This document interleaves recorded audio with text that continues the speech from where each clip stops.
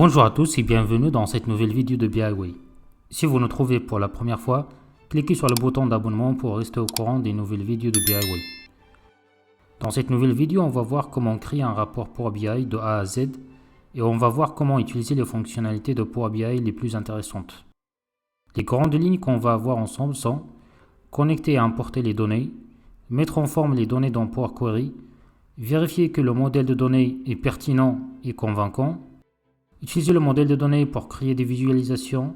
On verra comment utiliser les champs de paramètres, les volets filtres, sélection, signer et autres. Comment mettre en place Sparkline et d'autres fonctionnalités. Après, on passera à la création des vues mobiles. Par la suite, on va publier le rapport et voir comment le partager. Et à la fin, on verra comment créer un tableau de bord qui contient les éléments les plus importants.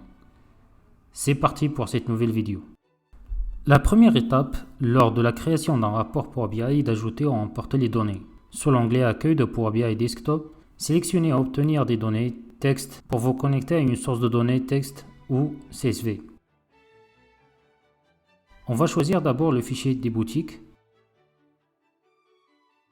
Une nouvelle fenêtre apparaît avec un aperçu des données du fichier. Si le résultat ne correspond pas à ce que vous attendez, vous pouvez modifier les paramètres en haut comme le délimiter. À ce stade, vous pouvez sélectionner Charger pour charger la table ou transformer les données pour apporter des modifications à la table avant de la charger. Cliquons sur Transformer les données. Le fait de sélectionner Transformer les données lance l'éditeur Power Query avec une vue représentative de la table.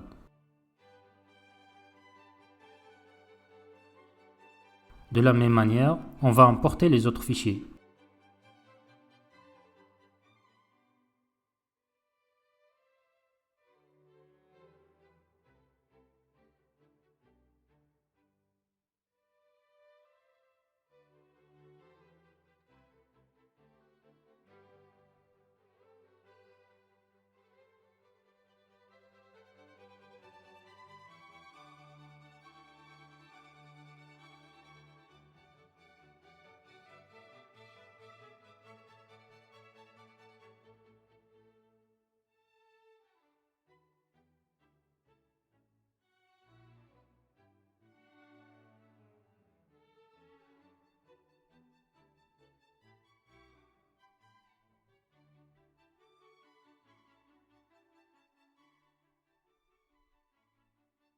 Pour les fichiers de vente, au lieu d'importer chaque fichier séparément, on va importer le dossier. C'est une technique pratique et plus étendue. Après, Power BI va combiner les fichiers pour nous. Il faut juste faire attention que les fichiers ont les mêmes schémas.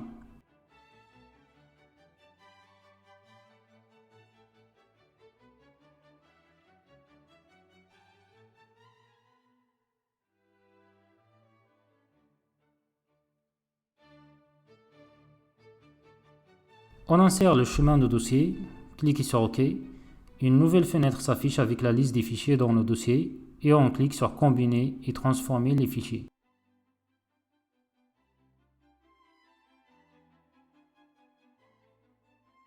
La transformation combinée des fichiers analyse chaque fichier d'entrée et détermine le format de fichier correct à utiliser et on peut sélectionner un objet spécifique dans l'exemple de fichier.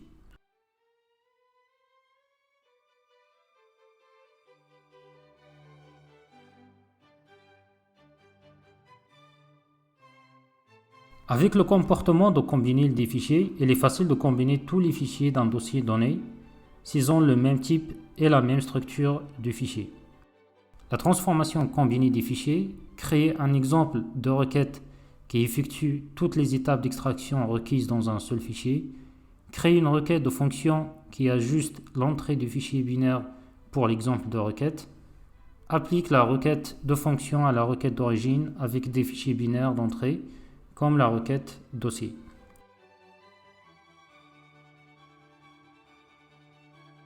Comme vous voyez, on a nos requêtes dans un dossier nommé Autre requête.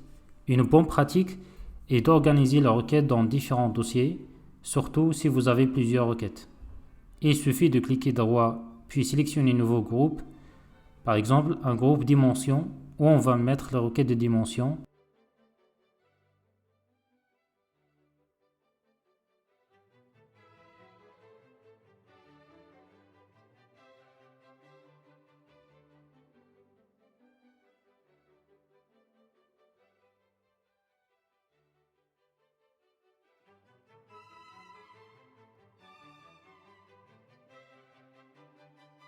puis un groupe fact pour les faits.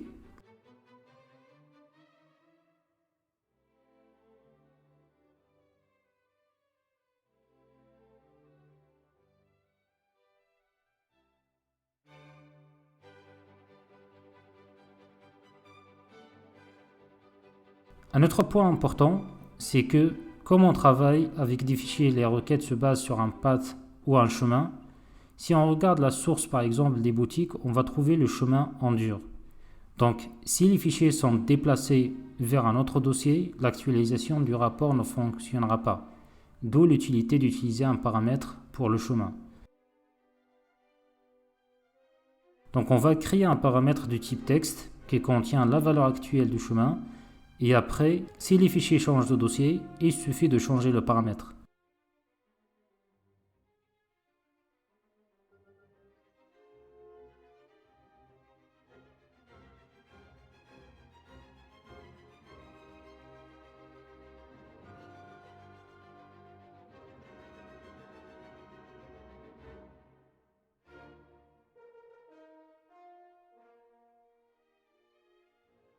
Mais d'abord, il faut ajouter le paramètre dans la source de chaque requête. C'est simple, il suffit de concaténer le paramètre et la suite de chemins.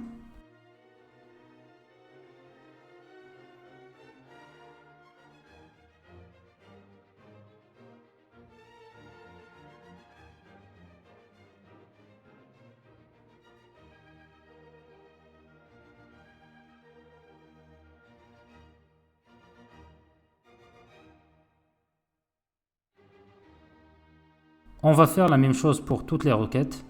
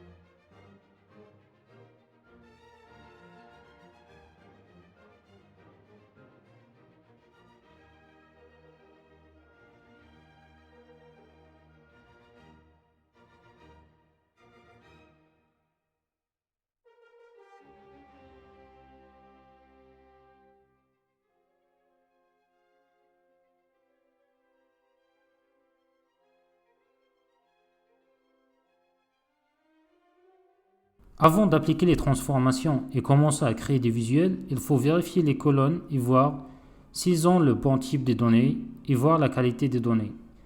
Les fonctionnalités qui vous permettent de faire ça sont dans le ruban affichage, sélectionnez profil de colonne pour voir des statistiques de la colonne, par exemple nombre de valeurs distinctes, min, max et la distribution des valeurs. Aussi, on a la qualité de la colonne qui permet de savoir le pourcentage des erreurs, des valeurs vides et des valeurs validées dans chaque colonne. Et la dernière fonctionnalité, la distribution des colonnes.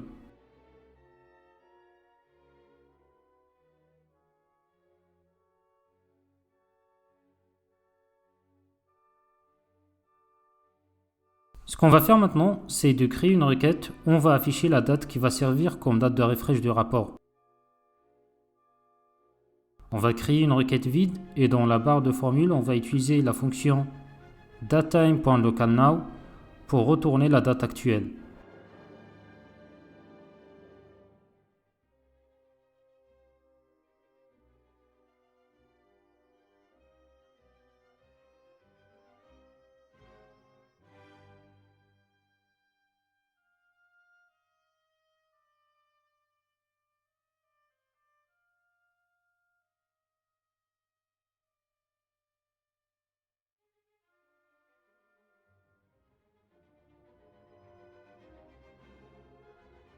J'ai oublié le signe égal au début.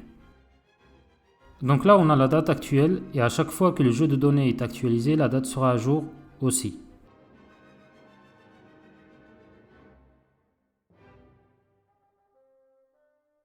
Je renomme la colonne et modifie son type.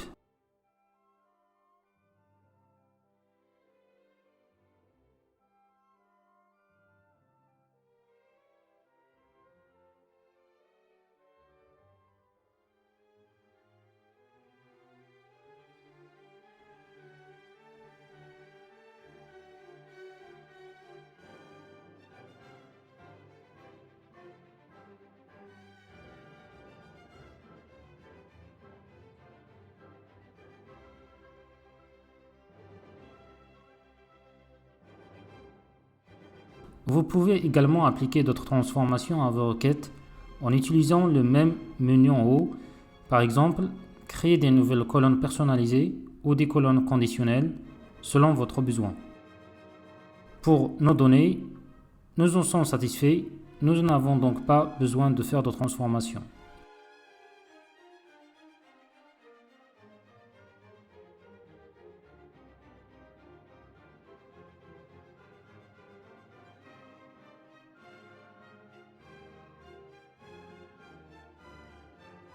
Donc, quand vous finissez les modifications dans l'éditeur Power Query, vous fermez à appliquer les transformations.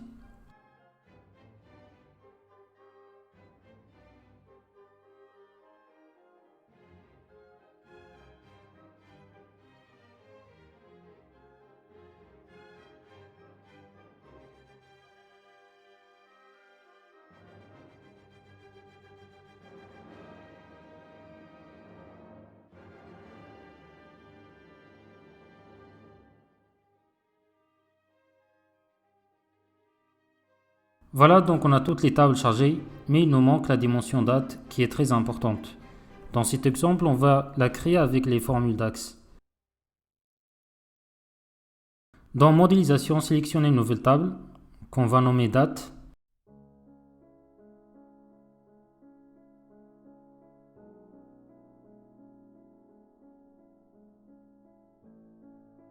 Je vais coller la formule de la table. La fonction calendar auto retourne une table avec une seule colonne nommée date. La plage des dates est calculée automatiquement en fonction des données du modèle. Add columns ajoute des colonnes calculées à la table ou à l'expression de table donnée. Dans notre cas, c'est la table retournée par calendar auto. Donc on ajoute une colonne année, mois, jour et mois année en utilisant la fonction format. On valide la formule et c'est bon.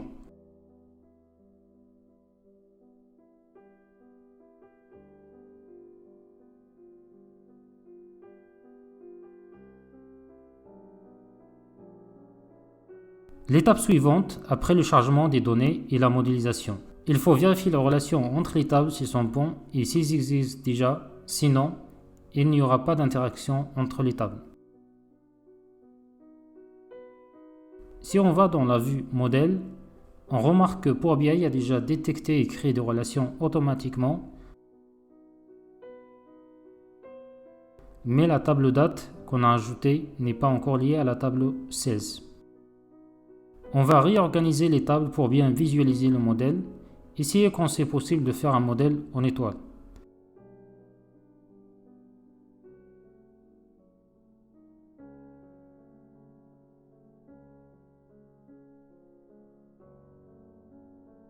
On va ajouter une relation entre la date et les ventes ou sales.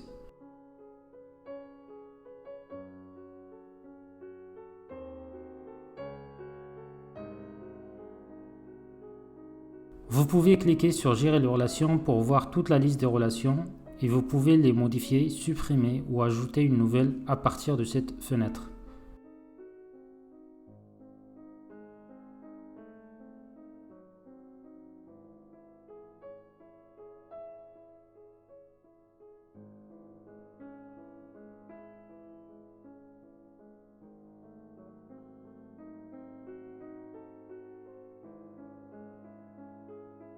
Dans la table 16, on a des colonnes qu'on ne va pas utiliser dans le rapport, surtout les colonnes ID, qui relient les autres tables.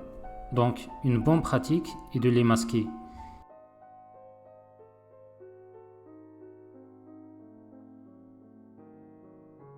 Il suffit de sélectionner les colonnes et changer la propriété et masquer en oui.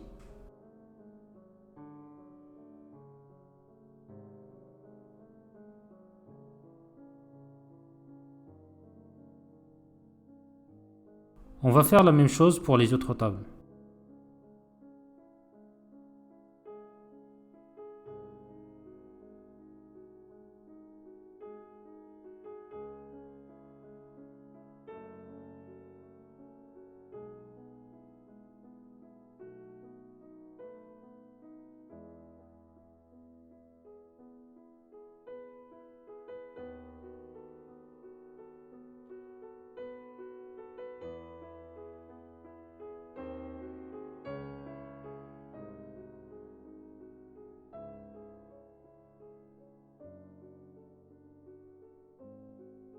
Remarquez qu'on peut appliquer d'autres transformations aux colonnes à partir de cette vue modèle, comme modifier le type, le format et d'autres options avancées.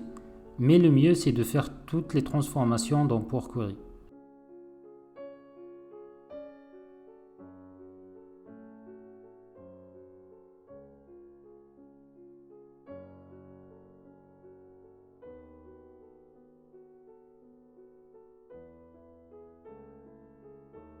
Maintenant que le modèle est correct, on peut commencer à ajouter des visuels pour afficher et mettre en valeur les données. Commençons par ajouter l'entête à la page du rapport. On va insérer une image.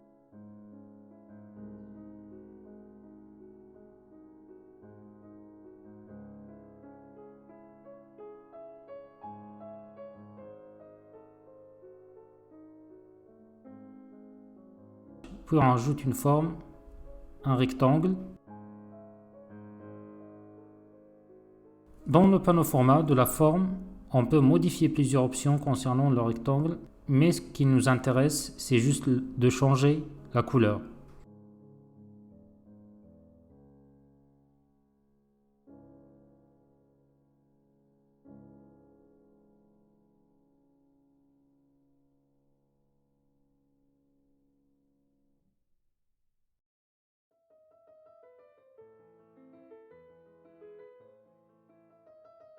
Comme vous le constatez, la forme masque la moitié de l'image. Pour corriger ça, il faut changer l'ordre des visuels à l'aide de volet sélection. Sélectionnez un fichier, puis sélection. Le volet sélection apparaît et liste tous les objets de la page active. Il permet de changer l'ordre des objets et de spécifier si un objet est visible. Là maintenant c'est bon, on voit l'intégralité de l'image.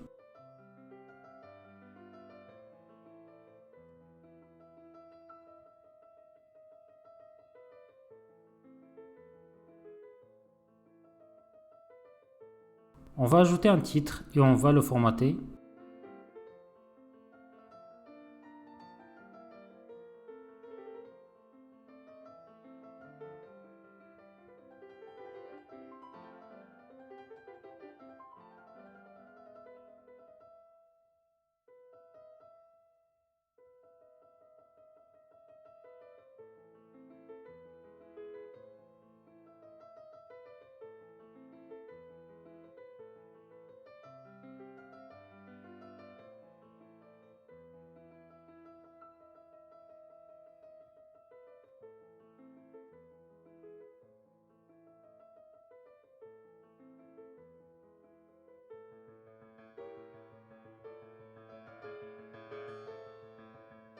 On va ajouter la date d'actualisation des données à la page.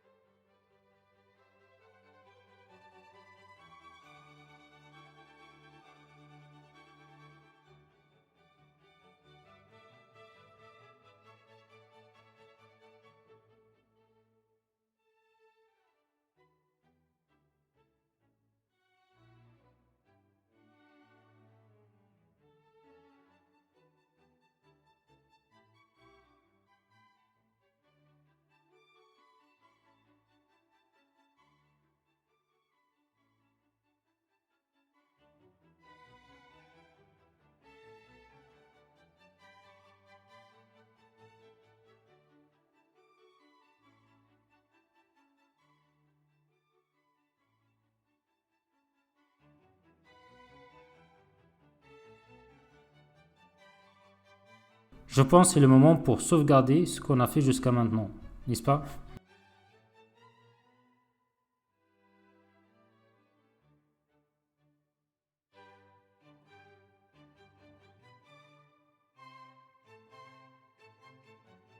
Un point important dans le volet sélection, c'est qu'on peut grouper un ensemble de visuels, ce qui permet de les sélectionner ou de les masquer.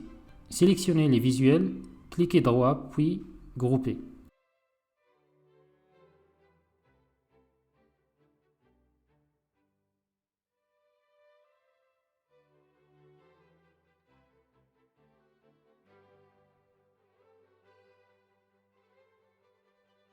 On peut les dissocier si besoin ou renommer le groupe.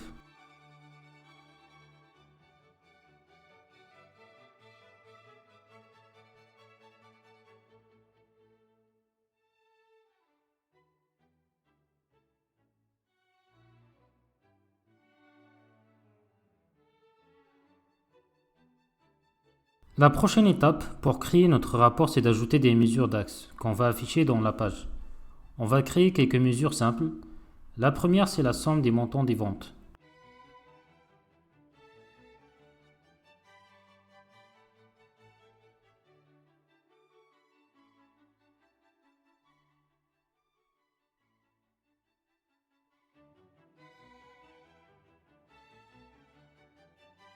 On va utiliser la fonction sum pour additionner les nombres de la colonne montant des ventes.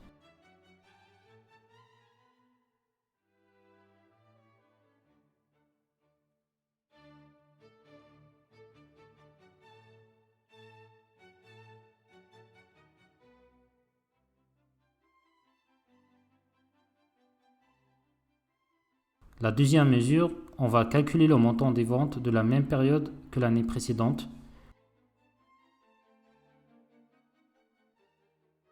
Pour cela, on va utiliser la fonction calculate et on va modifier le contexte de filtre en utilisant la fonction same period last year en précisant la colonne date de la table date.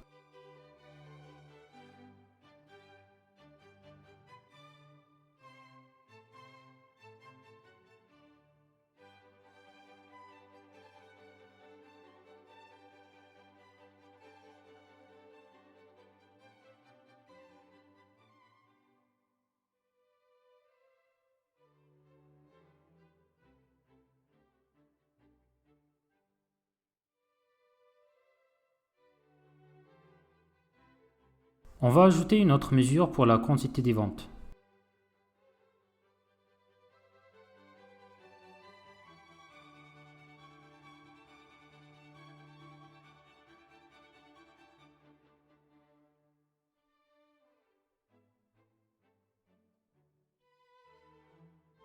Quand vous avez plusieurs mesures dans une table, une façon de les organiser est de les mettre dans un dossier mesure par exemple. On va dans la vue modèle, on sélectionne les mesures puis dans propriétés, entrer le dossier d'affichage.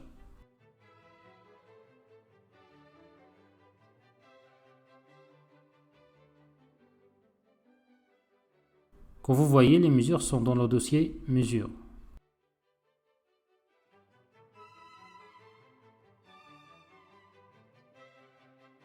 Maintenant que nous avons créé des mesures, nous pouvons commencer à ajouter des visuels. Dans le volet visualisation, on trouve un ensemble des visuels à utiliser.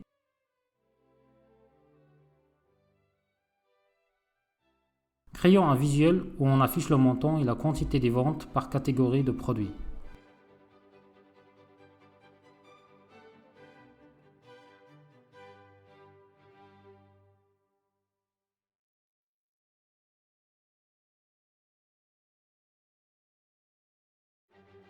La nouvelle fonctionnalité que je voudrais vous montrer est les paramètres de champ. Ils permettent aux utilisateurs de modifier dynamiquement les mesures ou dimensions analysées dans un rapport. Pour notre exemple, on va modifier l'axe X de visuel dynamiquement. Comment ça marche? Il faut d'abord activer la fonctionnalité d'aperçu des paramètres de champ dans Options, fonctionnalité en prévision. Pour créer un paramètre de champ, sous l'onglet Modélisation, sélectionnez Nouveau champ de paramètres.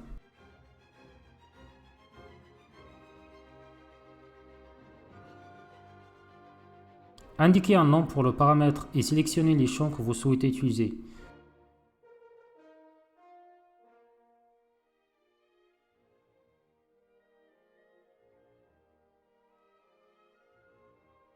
Dans cet exemple de paramètres, nous avons sélectionné les dimensions sous-catégorie produit et catégorie produit.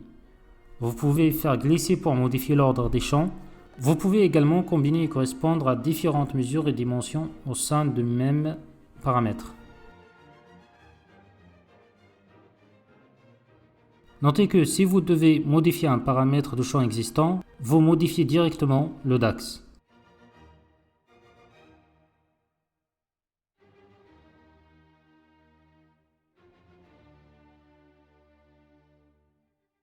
Ok, on va modifier l'axe X de notre visuel et mettre le champ de paramètres qu'on vient de créer.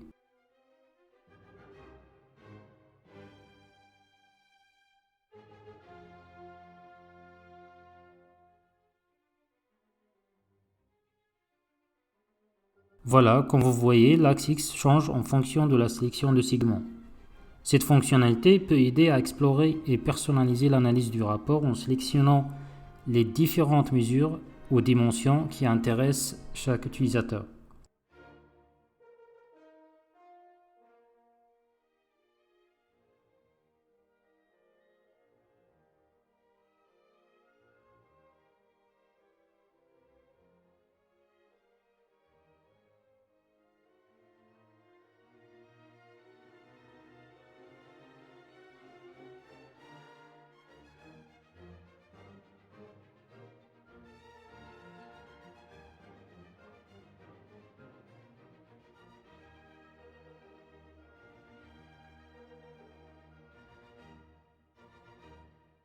Maintenant, on va ajouter d'autres visuels. Commençons par un segment date pour pouvoir filtrer et choisir une période de date.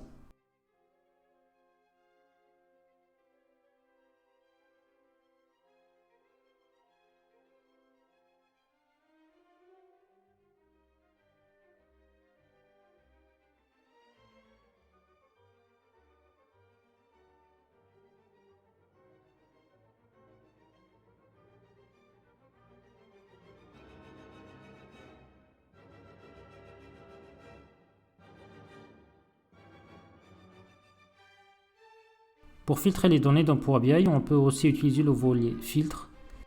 Sélectionnez-le pour le développer.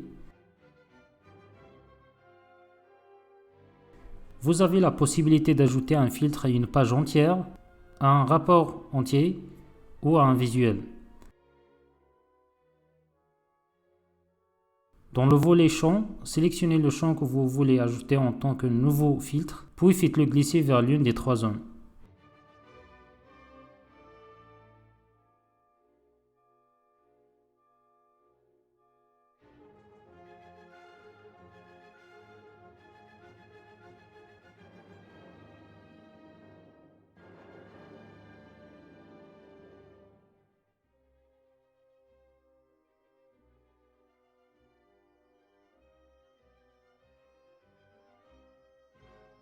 Vous pouvez verrouiller ou masquer des cartes de filtre individuelles.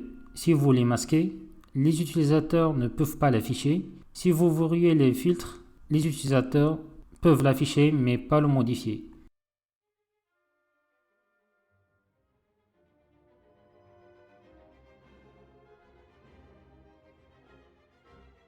Maintenant, on va voir comment ajouter des signets de rapport pour capturer l'état actuel d'une page de rapport.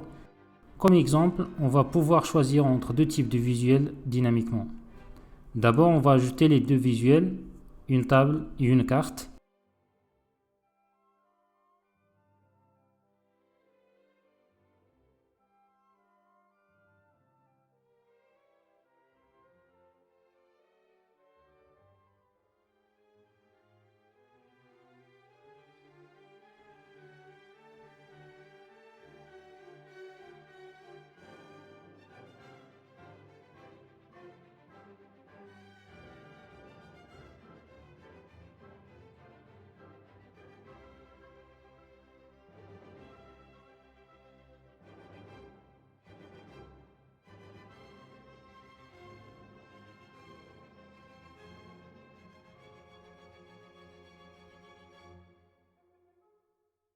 Ok, donc là il faut activer ce type de carte dans Options globales sécurité.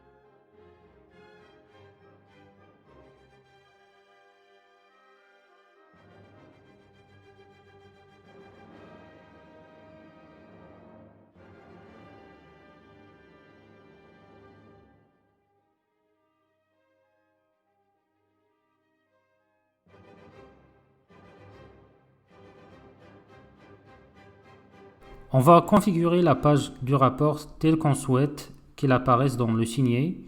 Une fois que la page du rapport et les visuels sont bien organisés,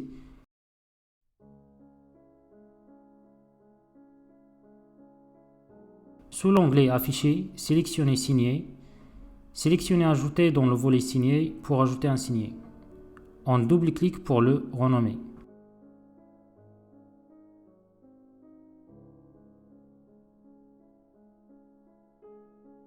Comme on a vu précédemment, le volet sélection permet de sélectionner un objet et de spécifier si un objet est visible.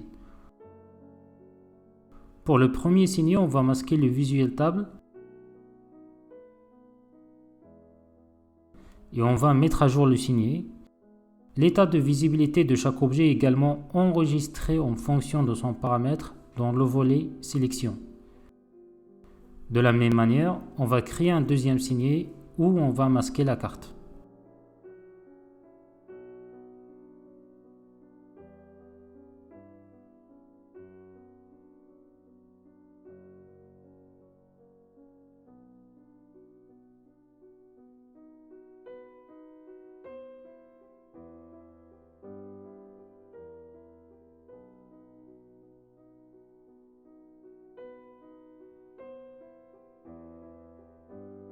On peut grouper un ensemble de signés et renommer le groupe si besoin.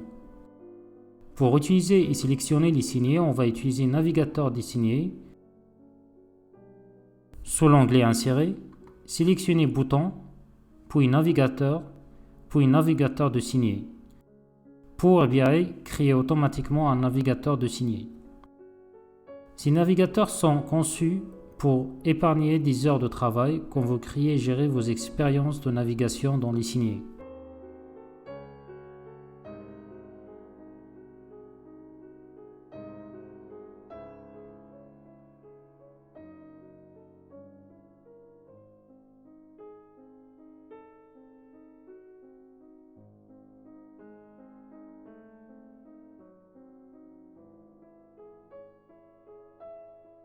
Dans le volet navigateur de format, il existe de nombreuses options de mise en forme pour les navigateurs, notamment remplir, texte, plan, graphique à base des formes, etc.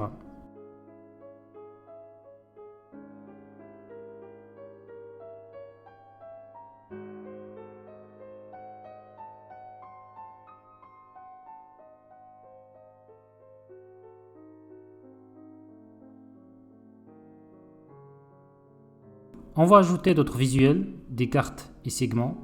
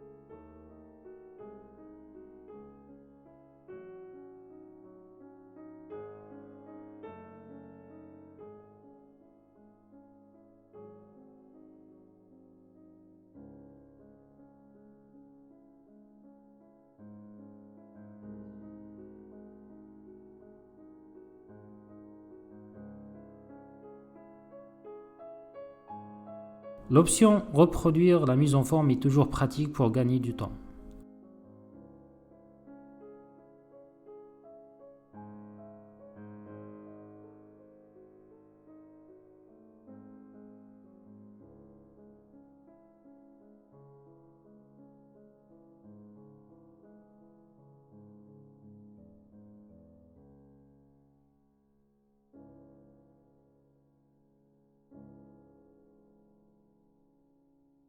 Dans les rapports pour BI, une extraction vous permet de créer une page cible de destination dans votre rapport.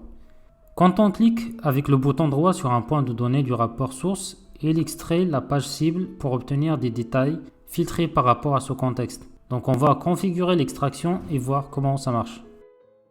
Pour configurer l'extraction, on va créer une page de rapport cible contenant les visuels que nous voulions associer au type d'entité pour lequel nous allons produire une extraction. Par exemple, supposons que nous souhaitions fournir la fonctionnalité d'extraction à des catégories de produits et à des sous-catégories de produits.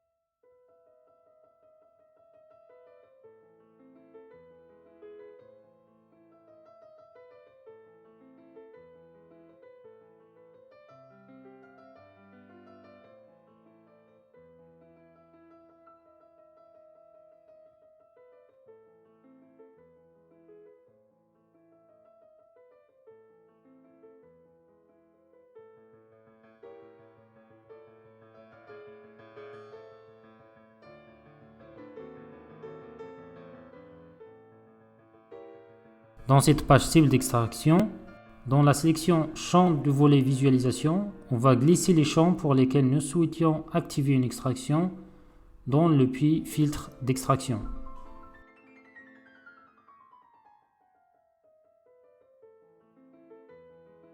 On peut désactiver l'option garder tous les filtres dans un premier temps. Si on revient à la première page et on clique droit,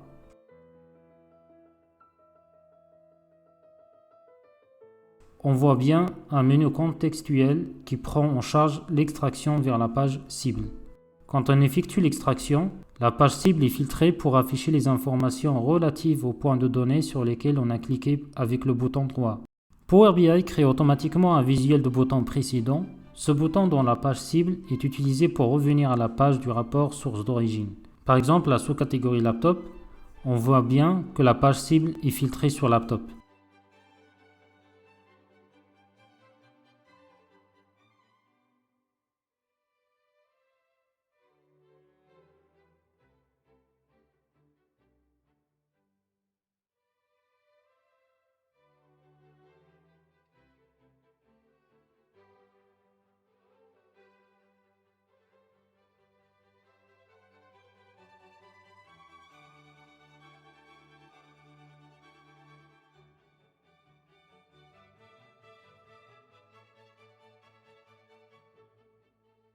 L'option garder tous les filtres permet de passer tous les filtres appliqués à la page cible d'extraction.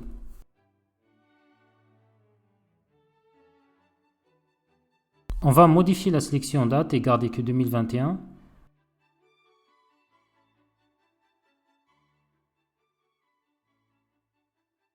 Quand on extrait un visuel sur une page source, les filtres temporaires qui étaient appliqués au visuel source sont également appliqués à la page cible d'extraction.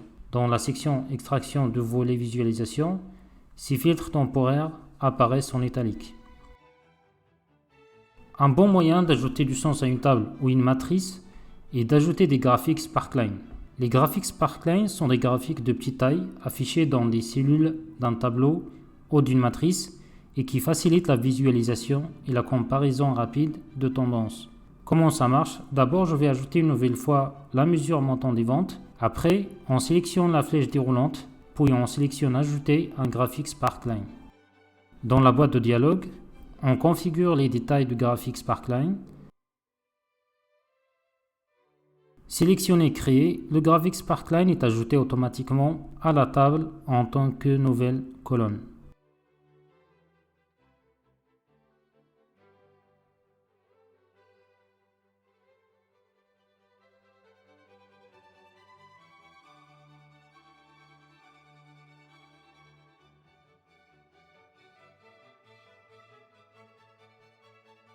On va faire la même chose pour la colonne numérique quantité des ventes. Le champ numérique avec lequel nous avons démarré et rempli pour l'axe des Y, on peut changer le champ et le type résumé. On doit aussi sélectionner un champ comme un champ de date à utiliser comme axe des X du graphique Sparkline.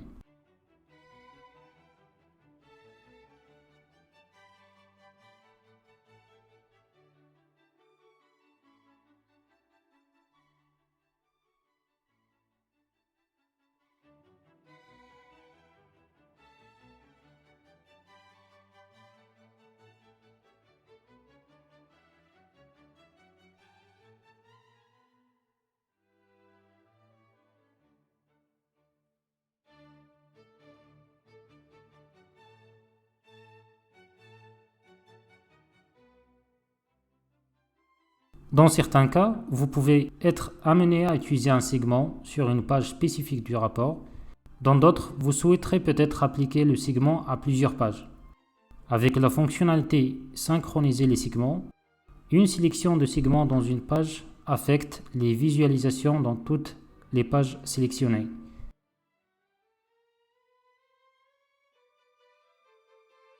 Pour afficher le volet Synchroniser les segments, sélectionnez Synchroniser les segments sous le ruban Affichage, puis sélectionnez le visuel de segments personnalisé. Le volet Synchroniser les segments nous permet de sélectionner les pages du rapport auxquelles on souhaite appliquer la visibilité et le filtrage de segments.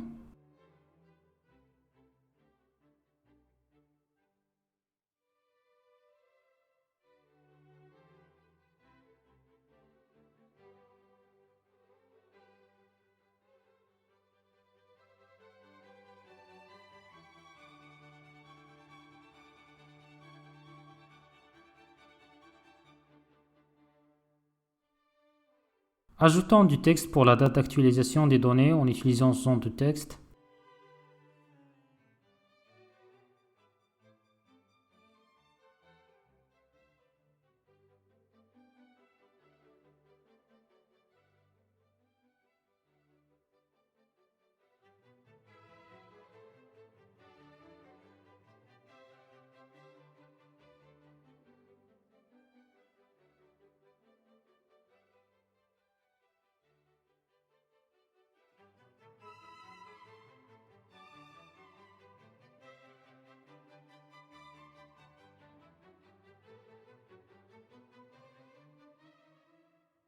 Comme vous voyez, on peut maintenant changer le niveau de zoom pour, par exemple, déplacer les éléments avec précision.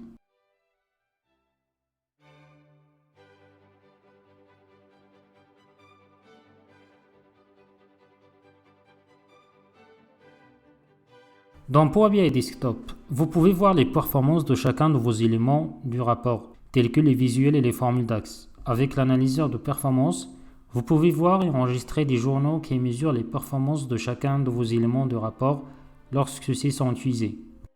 Dans Power BI Desktop, sélectionnez le ruban Affichage, puis sélectionnez Analyseur de performance. Pour que l'analyseur de performance commence un enregistrement, sélectionnez simplement Démarrer l'enregistrement.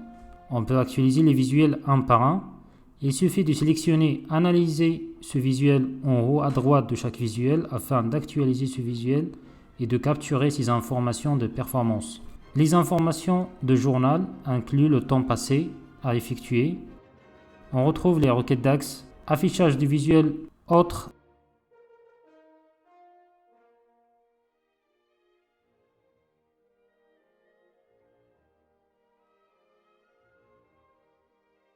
On peut également sélectionner et actualiser les visuels dans le volet analyseur de performance pour actualiser tous les visuels de la page active du rapport.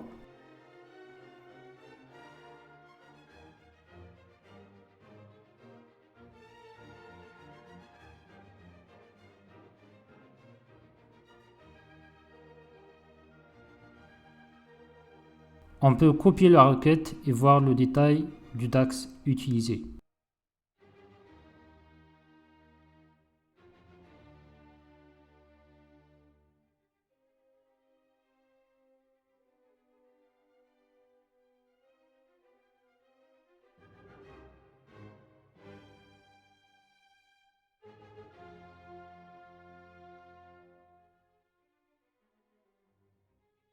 Maintenant, on va passer au thème dans Power BI Desktop. Donc, avec les thèmes de rapport Power BI Desktop, vous pouvez appliquer des changements de conception à l'ensemble de votre rapport. Donc, vous pouvez sélectionner les thèmes de rapport en accédant au ruban Afficher, en sélectionnant le bouton de la flèche déroulante dans la section thème du ruban, puis en sélectionnant le thème de votre choix.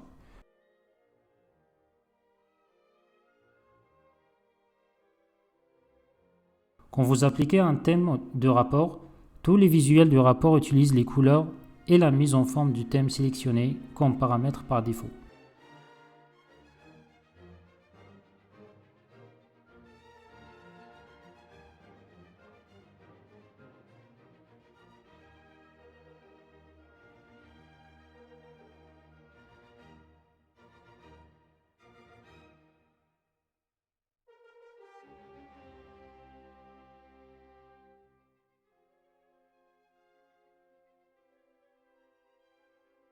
Quand vous partagez vos rapports aux utilisateurs, ils peuvent y accéder en utilisant leurs ordinateurs ou appareils mobiles.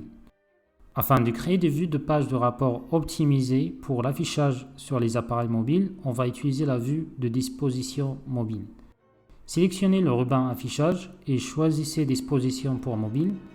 L'affichage de disposition mobile s'ouvre.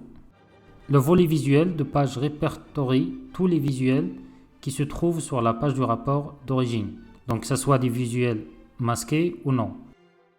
Pour placer un visuel sur le canevas, faites glisser et déposer le visuel.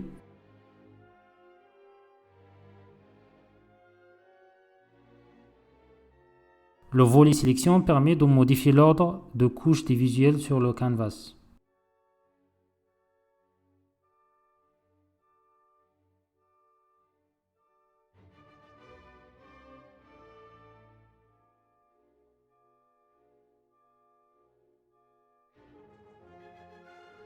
Le volet visualisation affiche les paramètres de format des visuels sélectionnés sur le canevas. On va l'utiliser pour styler et mettre en forme les visuels.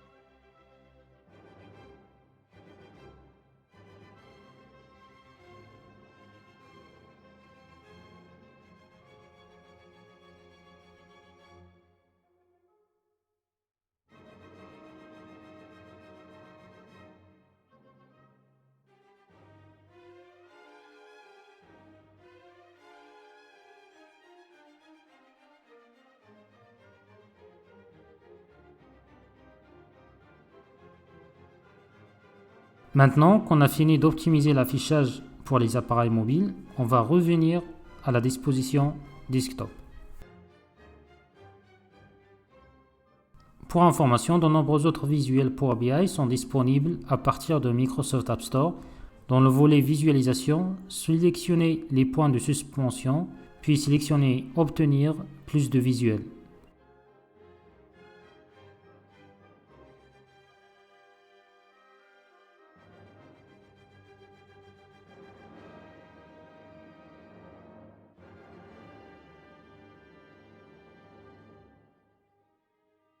App Source est l'endroit où figurent des applications, des compléments et des extensions pour vos logiciels Microsoft.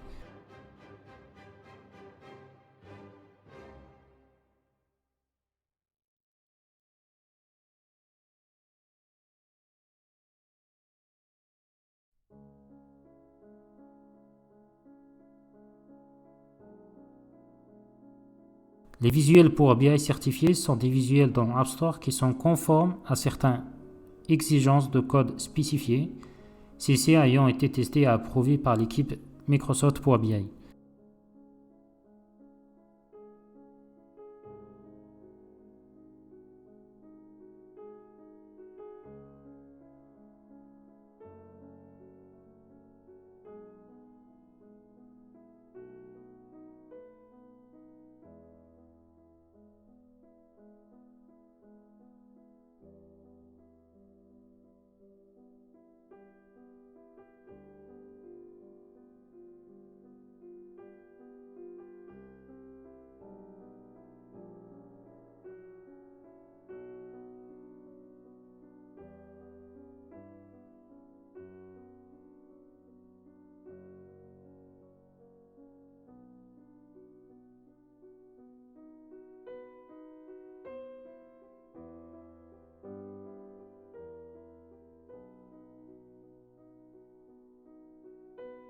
Maintenant que nous avons terminé l'élaboration de notre rapport, nous pouvons maintenant le publier. Pour ce faire, sélectionnez Publier sur le ruban Accueil.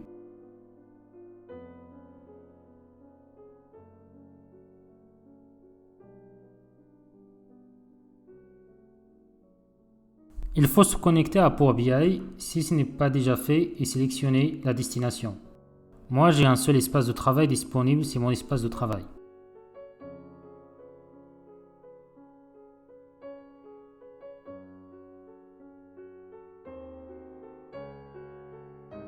Quand on publie un fichier Power BI Desktop dans le service Power BI, on publie les données du modèle dans notre espace de travail Power BI.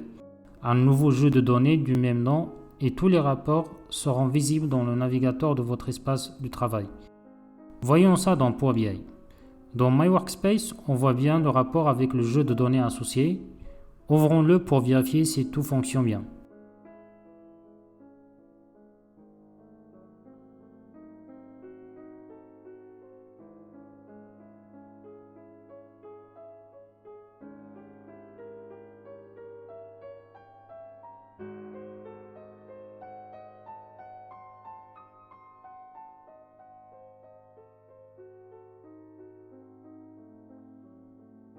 Dans le menu en haut, on a plusieurs options, à savoir on peut créer une copie du rapport, le télécharger. On peut aussi exporter le rapport sous différents formats, en PDF, PowerPoint ou l'analyser dans Excel. La nouvelle fonctionnalité incorporer un rapport dans PowerPoint permet d'ajouter des rapports et d'assigner Power BI au slide PowerPoint et les données sont toujours à jour dans les présentations. On peut également partager le rapport avec d'autres utilisateurs, mais il faut avoir une licence pro. Dans Power BI, on a la possibilité de créer des tableaux de bord. Pour ajouter un visuel à un tableau de bord, ou ce qu'on appelle l'épingler, pointez sur la visualisation et sélectionnez l'icône d'épingle. Une nouvelle fenêtre s'affiche où on nous demande de choisir le tableau de bord ou de créer un nouveau. Donc on va créer un nouveau, on donne un nom à notre tableau de bord, puis épingler. Épinglons d'autres visuels.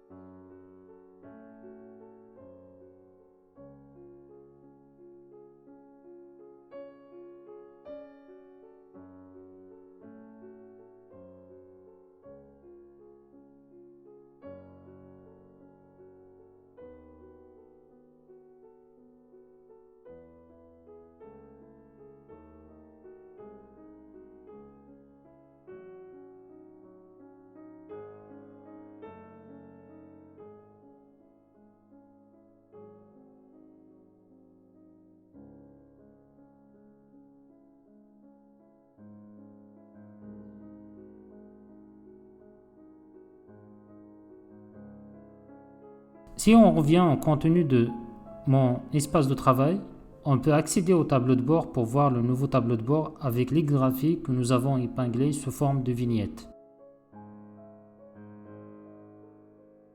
On peut réorganiser les vignettes pour optimiser l'utilisation de l'espace de tableau de bord.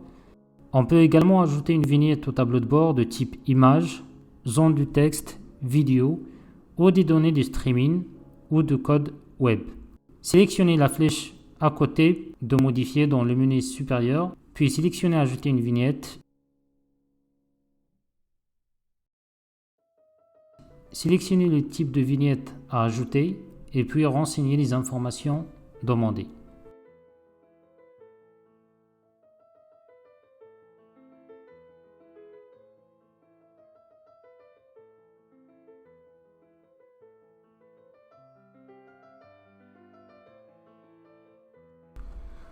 Nous arrivons donc à la fin de cette vidéo, j'espère qu'elle vous a plu et que vous avez pu apprendre les différentes fonctionnalités de Power BI.